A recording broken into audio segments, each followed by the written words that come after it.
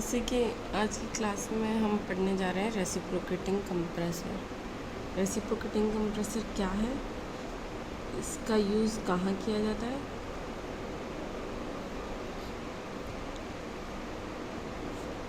इसमें कौन कौन से स्ट्रोक यूज़ करेंगे और इस पर न्यूमेरिकल करेंगे, एक इसका वर्क डन देखेंगे और पावर, और एक न्यूमेरिकल करेंगे कहाँ यूज़ होता है, कौन सा रेफ्रिजरेंट हम इसमें यूज़ कर सकते हैं, ये डोमेस्टिक पर्पस के लिए यूज़ होता है या फिर ये इंडस्ट्रियल पर्पस के लिए यूज़ होता है, कहाँ कहाँ इसके यूजेस हैं। The compressor in which the vapour refrigerant is compressed by reciprocating. Compressor में वेपर रेफ्रिजरेंट को कंप्रेस करेंगे by reciprocating motion of the piston are called reciprocating compressor. Reciprocating motion से जो आपका वेपर रेफ्रिजरेंट है वो मोशन करेगा, motion of the piston are called reciprocating compressor. अब इसका यूज़ कहाँ होता है, use for the refrigerant which have comparatively low volume per KG में जो वॉल्यूम हम इनपुट कर रहे हैं वो लो हो, बट प्रेशर जो होता है हमारा प्रेशर जहाँ हाई हो, लार्ज डिफरेंशियल प्रेशर ज़्यादा हो, वहाँ हम इसे यूज़ करें। वॉल्यूम कम आएगा और प्रेशर जहाँ ज़्यादा होगा वहाँ इसका इंस्टॉलेशन करेंगे।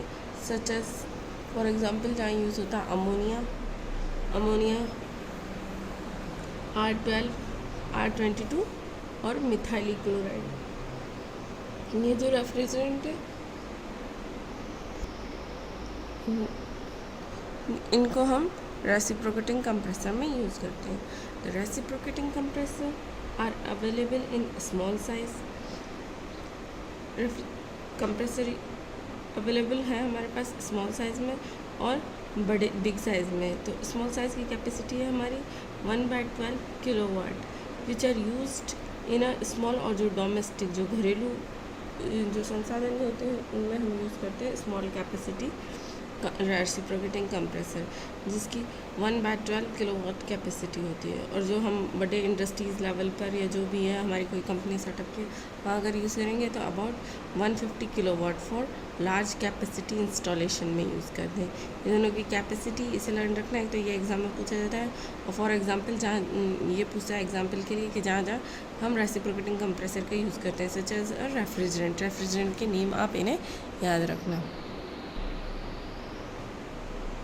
अभी एक डायग्राम दिख रहा है आपको,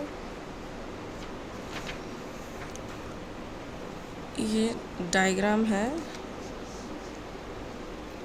रेसिप्रोकेटिंग कंप्रेसर का। Two types of reciprocating compressors are, दो टाइप के कंप्रेसर है। फर्स्ट जो टेबल थी लेक्चर की इसमें देखा था, एक सिंगल एक्टिंग था, एक डबल एक्टिंग। सिंगल एक्टिंग है तो सिंगल एक्टिंग वर्टिकल कंप्रेसर होता है, सिंगल एक्टिंग वर्टिकल कंप्रेसर। इसमें सिलेंडर को अरेंज करते हैं, सिलेंडर को किस वे में किस फॉर्म में हम अरेंज करेंगे, वर्टिकली सिलेंडर को अरेंज करेंगे, जैसे पिस्टन है सिलेंडर को वर्टिकली, रेडियली और वी और डब्ल्यू की फॉर्म में, इन चार फॉर्म में हम अब जो cylinder reciprocating single acting compressor का तो उसे हम इस चार फॉर्म में हम अरेंज कर सकते हैं। ये हमारा single acting vertical compressor. Second है डबल एक्टिंग हॉरिजॉन्टल कंप्रेसर। इसमें सिलेंडर को अरेंज करेंगे कैसे, हॉरिजॉन्टली यूज़ करते हैं, दो सिलेंडर एक साथ अटैच होते हैं, ठीक है। जैसे यहाँ हमें डायग्राम दे रखा है सिंगल एक्टिंग वर्टिकल कंप्रेसर, जो सिंगल एक्ट करेगा और वर्टिकली है। कंप्रेसर क्या है, वर्टिकली है। सिंगल एक्ट एक बार ही एक्ट करेगा, एक बार सक्शन है सक्शन, एक बार कंप्रेशन है तो कंप्रेशन, तो इस टाइप से ये एक्ट करेगा। इसका सिलेंडर का जो वो अरेंजमेंट है वो हमारा वर्टिकली है। सिंगल एक्टिंग ये इसके डायग्राम दे रखे हैं, ये आपको डायग्राम दिख रहे हैं। जैसे फर्स्ट दे रखा है, ये फर्स्ट ये सिलेंडर हेड, ये डिलीवरी वाल्व,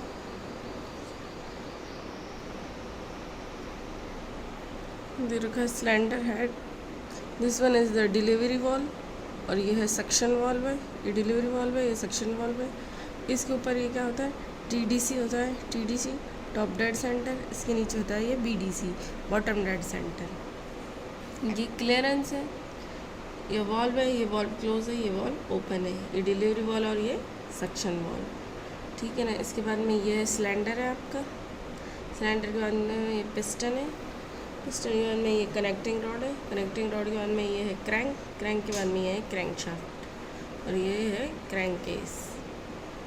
ठीक है, इसमें सिंगल एक्टिंग वर्टिकल कंप्रेशन में 2 स्ट्रोक होंगे, एक सक्शन और एक कंप्रेशन। तो यह सक्शन की स्टडी करते हैं पहले हम। कंप्रेसर का जो इनपुट है वो इवेपोरेटर के आउटलेट से कनेक्ट होता है। ठीक है, तो यहाँ से जो भी हमारा रेफ्रिजरेंट है, वेपर रेफ्रिजरेंट है, लिक्विड रेफ्रिजरेंट जो भी है हमारा, सॉरी, वो यहाँ से एंटर करेगा सक्शन वॉल से। इनपुट इनलेट वॉल, ये जो भी हमारा इनलेट वॉल ओपन है, यहाँ से एयर और कंप्रेसर हमारा एंटर करेगा। यहाँ से एंटर करने के बाद में एंटर कैसे करेगा, इसका प्रेशर इसके प्रेशर से कम होना चाहिए तभी ये सक करेगा। ठीक है ना, यहाँ से ये जो आपका वेपर लिक्विड रेफ्रिजरेंट है वो एंटर हो जाएगा। जैसे जैसे पिस्टन की मूवमेंट स्टार्टिंग में कहा था टीडीसी पे, टीडीसी से बीडीसी तक जाएगा, बीडीसी तक इंक्रीज होगा, टीडीसी से बीडीसी तक लेते लेते यहाँ तक जब आपका पिस्टन बीडीसी तक पहुँच जाएगा तो ये पिस्टन टीडीसी से लेकर बीडीसी तक आ जाएगा, आपका लिक्विड रेफ्रिजरेंट यहाँ एंटर हो जाएगा। जैसे ही ये पिस्टन बीडीसी तक पहुँचेगा सक्शन वाल्व क्लोज हो जाएगा, सक्शन वाल्व क्लोज हो जाएगा, ये आपका होगा सक्शन स्ट्रोक हो गया, कंप्लीट हो गया। ठीक है ना, ये 180 डिग्री मूव किया आपका क्या क्रैंकशाफ्ट 180 डिग्री मूव हुआ। अब सक्शन के बाद में सेकंड है, सक्शन हो गया, ये वाल्व बंद हो गया, ये भी वाल्व बंद हो, दोनों वेपर लिक्विड रेफ्रिजरेंट इसमें एंटर हो चुका है। फिर सेकंड स्ट्रोक है आपका कंप्रेशन, ये कंप्रेशन। अब कंप्रेशन में ये वाल्व आपका इनलेट वाल्व बंद हो चुका है, डिलीवरी वाल्व भी बंद है। ठीक है, पिस्टन है बीडीसी पर है, लिक्विड रेफ्रिजरेंट सिलेंडर के अंदर है। तो जैसे ही ये पिस्टन आपका बीडीसी से टीडीसी तक पहुंचेगा, स्टार्ट करेगा यहाँ से पहुंचना यहाँ तक, जैसे जैसे ये स्टार्ट करेगा तो प्रेशर इसका इंक्रीज़ होगा लिक्विड रेफ्रिजरेंट का। जैसे प्रेशर इंक्रीज़ होगा, प्रेशर यहाँ तक पहुँचते इतना इंक्रीज़ हो जाएगा कि यहाँ से लेकर वॉल तक प्रेशर इसका बहुत प्रेशराइज हो जाएगा लिक्विड रेफ्रिजरेंट। जैसे जितना प्रेशराइज हो जाएगा ऐसे ये डिलीवरी वॉल्व आपका ओपन हो जाएगा, क्योंकि प्रेशर एक लिमिट से ज़्यादा एग्जर्ट हो गया है इसमें। जैसे ही ये ओपन होगा तो आपका जो लिक्विड रेफ्रिजरेंट है वो वेपर में कन्वर्ट हो चुका है और उसे बाहर कंडेंसर के लिए, कंडेंसर में ये आपका आउटलेट लगा होता है, inlet of the condenser, outlet of the compressor है, ये आपका liquid refrigerant vapour refrigerant condenser में ट्रांसफ़र हो जाएगा यहाँ से। जैसे जैसे पूरा जो पिस्टन है आपका बीडीसी से टीडीसी तक पहुँच जाएगा, टॉप डेड सेंटर जैसे बॉटम डेड सेंटर। यहाँ इसने 180 डिग्री ये रोटेशन किया था यहाँ से नीचे लाने में, अब ये दोबारा यहाँ से आ जाएगा तो ये 180 और करेगा, ये 360 डिग्री इसका पूरा फुल रोटेशन हो गया। 180 में आपका सेक्शन कंप्लीट हुआ, इसमें ये कंप्रेशन कंप्लीट हुआ। ठीक है, ये आउटलेट है, यहाँ से जो भी लिक्विड वेपर रेफ्रिजरेंट है वो बाहर निकल जाएगा। ये इसके रेसिप्रोकेटिंग, तो इसलिए इसे कहते हैं single acting vertically compressor. Single acting एक बार ही एक्ट किया, ठीक है, ये एक बार सेक्शन हुआ, एक बार कंप्रेशन। अब डबल एक्टिंग में क्या होता है डबल एक्टिंग का डायग्राम दूसरा है, उसे दूसरे लेक्चर में डिस्कस करेंगे। ये सेक्शन होता है, इसमें कंप्रेशन होता है, ये सिलेंडर है, ये पिस्टन है, कनेक्टिंग रॉड है, ये क्रैंक है, ये क्रैंक शाफ्ट है, and this one is a crank case. जैसे इसमें एक्सप्लेन किया हुआ है इसकी वर्किंग को। when a piston moves downward, piston जैसे नीचे आएगा, दैट इज कौन से स्ट्रोक में आएगा, सक्शन स्ट्रोक में।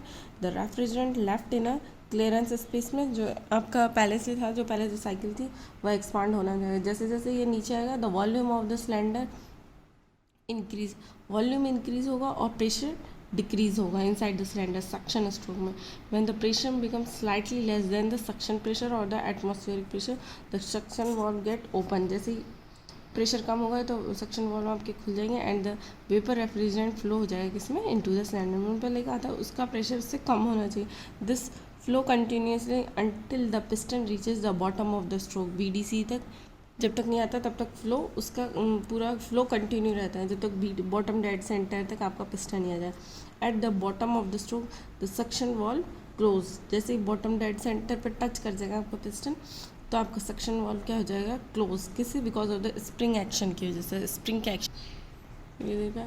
When the piston moves upward, फिर नीचे आ गया बॉटम डेड सेंटर तक आपका पिस्टन।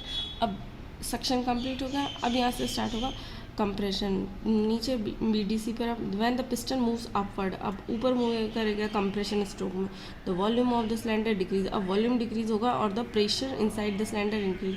और उसमें क्या हो रहा था, वॉल्यूम इंक्रीज हो रहा था और प्रेशर डिक्रीज हो रहा था सेक्शन में, इसका वाइस वर्सा है, the volume of the cylinder decrease. When the pressure inside the cylinder, the pressure inside the cylinder become greater than that the top of the discharge valve, जो ऊपर का जो डिस्चार्ज वाल्व है जैसे ये diagram है, pressure inside the cylinder, इस pressure इतना होगा कि जो टॉप के जो वाल्व है, डिलीवरी वाल्व है, top of the discharge valve get open, इतना हो जाएगा कि ये जो आपका स्ट्रोक इसका जो ये है बॉटम डिलीवरी वाल्व है, ये ओपन हो जाएगा, इतना प्रेशर इसमें इंक्रीज हो जाएगा। The top of the discharge valve get open and the vapour refrigerant is discharge into the condenser. Vapour refrigerant किस में हो जाएगा, outlet of the condenser, input outlet of the compressor, inlet of the condenser, discharge into the condenser and the cycle is repeated, और ये cycle क्या होगी, repeat होगी। इसी टाइप से सक्शन में सक करेगा वो लिक्विड रेफ्रिजरेंट का, फिर सक्शन में सक करने के बाद में यहाँ तक आ जाएगा, फिर से वही पिस्टन, इसका प्रेशर से कम होना चाहिए तभी ये सक करेगा आपके लिक्विड रेफ्रिजरेंट को। सक्शन कंप्रेशन, ऐसे ये साइकिल आपकी रिपीट होती जाएगी। कंप्रेसर का मेन एम क्या है, to increase the pressure, pressure को हमारे लिक्विड रेफ्रिजरेंट के प्रेशर को इंक्रीज़ करना है।